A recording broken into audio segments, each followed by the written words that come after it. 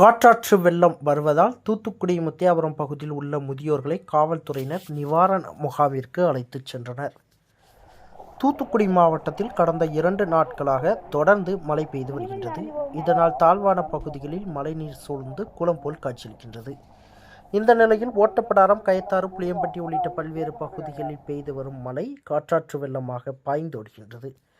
இந்த நிலையில் காற்றாற்று வெள்ளம் குடியிருப்பு பகுதிகளில் வரும் சூழ்நிலை உள்ளதால் தாழ்வான பகுதியில் உள்ள மக்களை நிவாரண முகாமிற்கு செல்லுமாறு மாவட்ட ஆட்சியர் இளம் பகவத் அறிவுறுத்தியுள்ளார். மேலும் மழை பாதிக்கப்பட்ட மக்களுக்கு உதவிகள் மற்றும் 24 மணி நேரமும் தீவிர கண்காணிப்பில் இருக்க வேண்டும் என மாவட்ட காவல் கண்காணிப்பாளர் ஆல்பர்ட் ஜான் உத்தரவிட்டுள்ளார். இந்த நிலையில் முத்தியாபுரம் பகுதியில் வீட்டில் நடக்க முடியாமல் இருந்த முதியவரை காவல்துறையினர் தூக்கி அவரது வாகனம் மூலம் முகாமிற்கு அழைத்துச் சென்றனர்.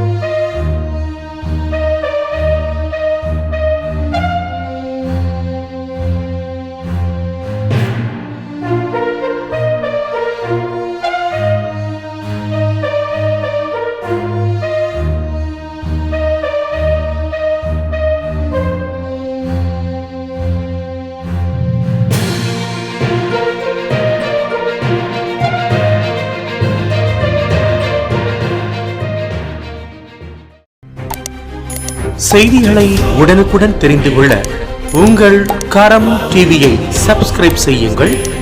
அதோடு பெல் பட்டனையும் கிளிக் செய்யுங்கள்.